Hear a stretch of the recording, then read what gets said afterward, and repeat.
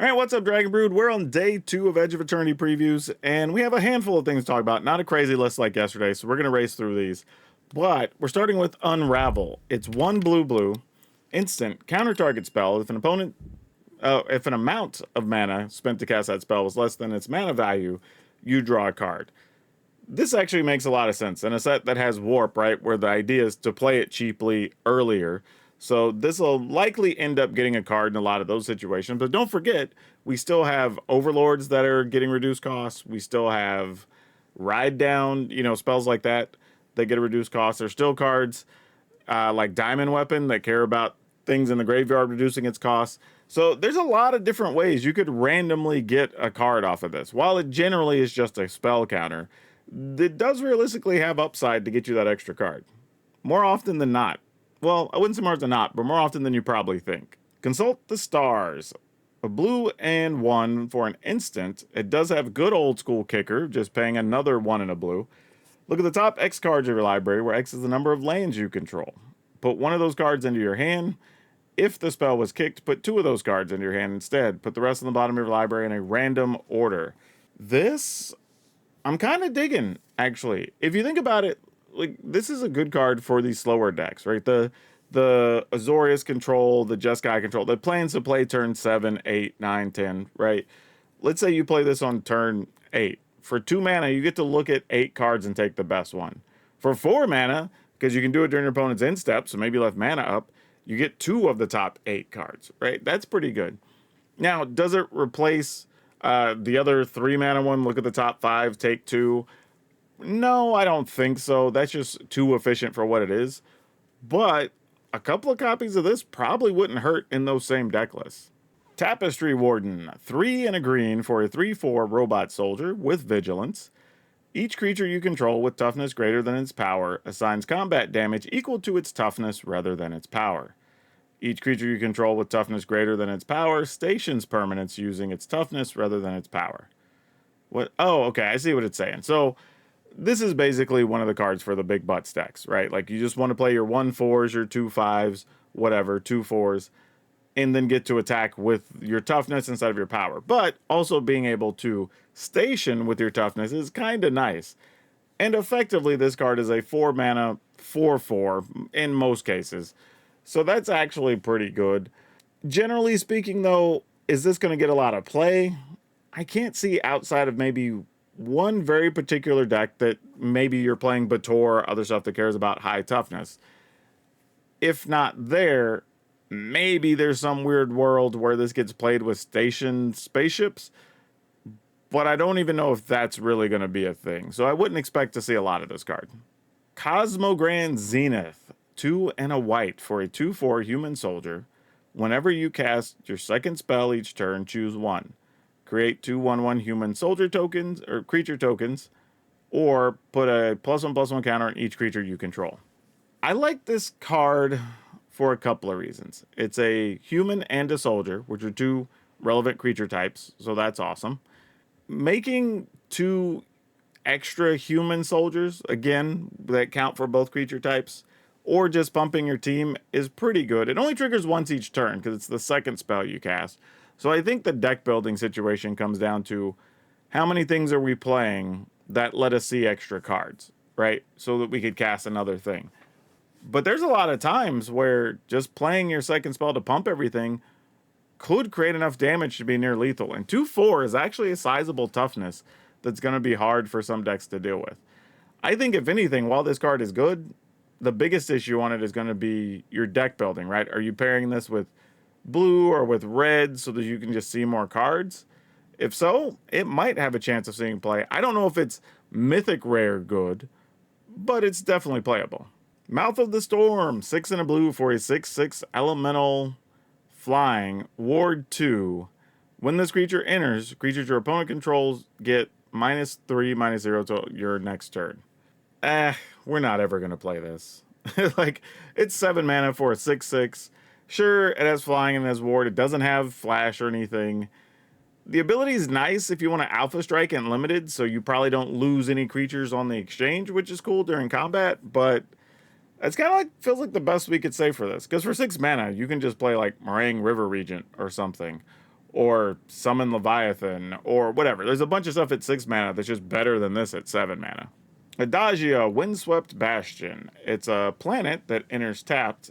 It taps for a white mana. It has station, and if you get to 12 plus counters, you can pay 3 and a white, tap it, create a token that's a copy of target artifact or enchantment you control. Except it's legendary. Except it's legendary. I got it. Activate only as a sorcery. Man, okay. The thing about this is it creates a token that doesn't go away. It can copy artifacts or enchantments, which is interesting because you technically would still need creatures to at least trigger this at some point. So you're not playing just artifacts and enchantments. Though there are some weird vehicles that can become creatures, and that's a whole thing. But yeah, this is actually pretty good. I could see myself playing a copy of this in most decks where I would have artifacts or enchantments. I don't know if I'd play a lot of them, but even just one is probably okay, just for the potential late game upside. Especially if you want to copy one of your artifacts or enchantments to say like removes a threat or a creature or something, right? That could be pretty big. Donsire Sunstorm or Sunstar Dreadnought. It's 5 mana.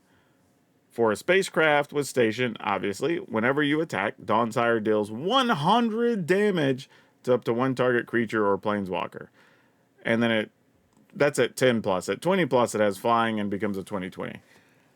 I mean, when you see a number that big, it just doesn't matter. Once you're over like 30, realistically, the numbers are irrelevant. It's like the card from Final Fantasy that like target creature gets minus, 999? I think it's Overkill is the card.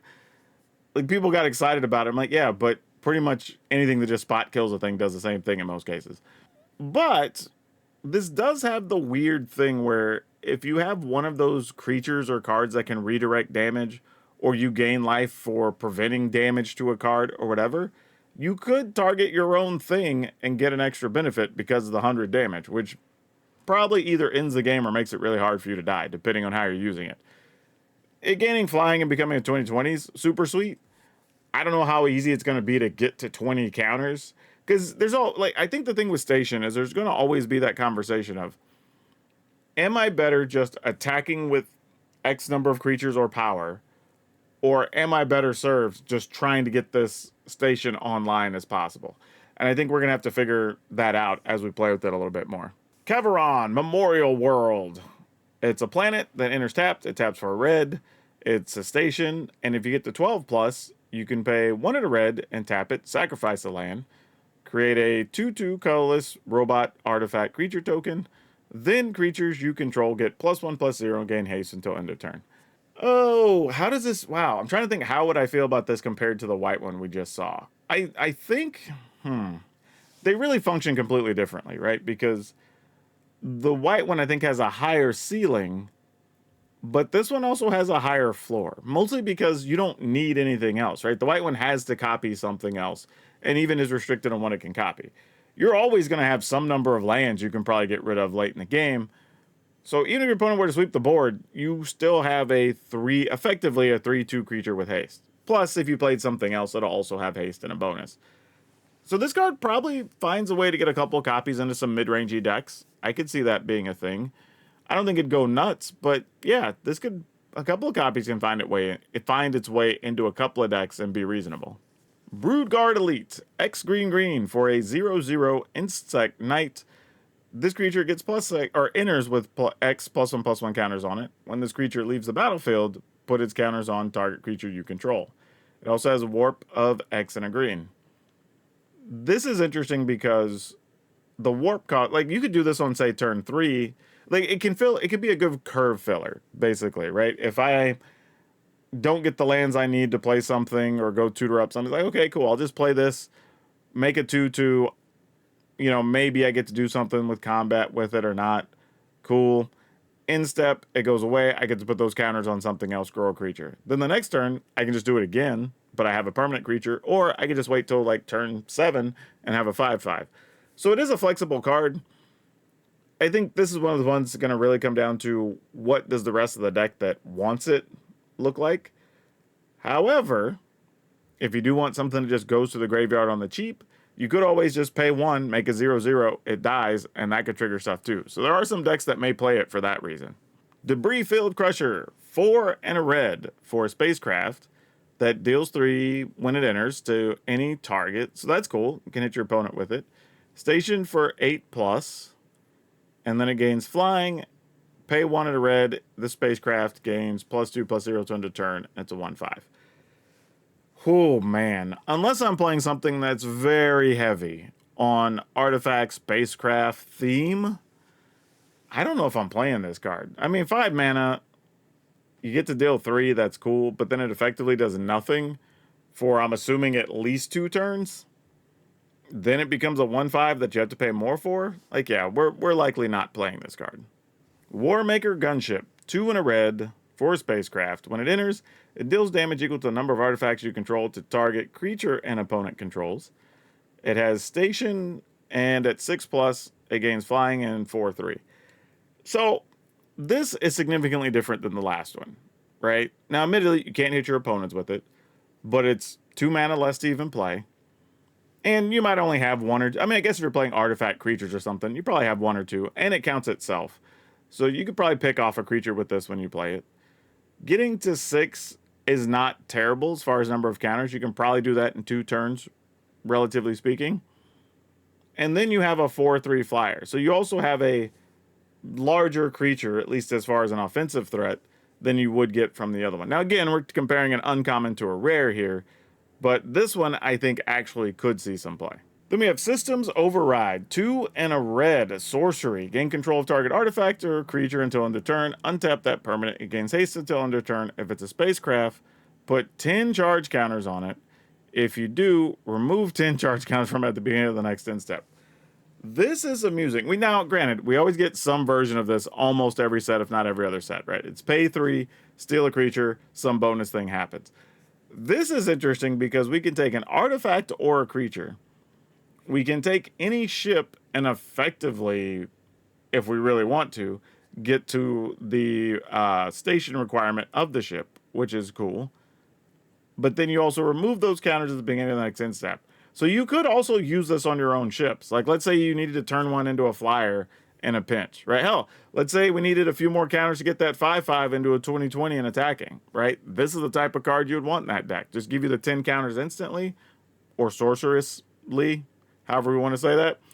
But you know what I'm saying. But we put the 10 counters on it, and then we can attack right then for the 20 in the air. So there's a few things this card could do. And weirdly, it may be a main deck playable card depending on how many stations or spaceships everybody goes with. But yeah, it's been a long time since we've seen a version of this that we've looked at and said, yeah, this is for sure playable. This could potentially fall into that category. Terrapact Intimidator, 1 and a red for a 2/1 Kavu Scout. More Kavu. Interesting that Kavu live in outer space too. When this creature enters, target opponent may have you create 2 lander tokens. If they don't, put 2 +1/+1 counters on this creature. And lander tokens are artifacts you can pay to tap, sacrifice, search your library for basic land, put it on the battlefield. This card's solid. Like, worst case scenario, you get a 2/1 and 2 artifacts that also help you ramp, basically, right? Or you pay 2 mana and you get a 4/3. There's no way this... Yeah.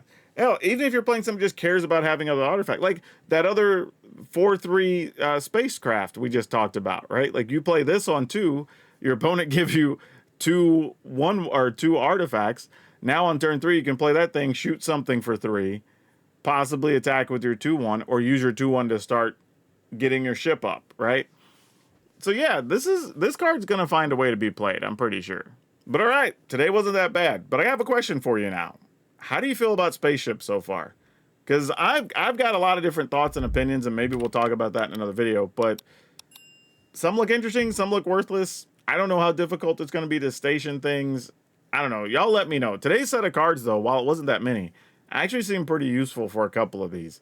So this set's looking pretty good so far, but we got a long way to go. But that's all I have you for now. We'll see you next time.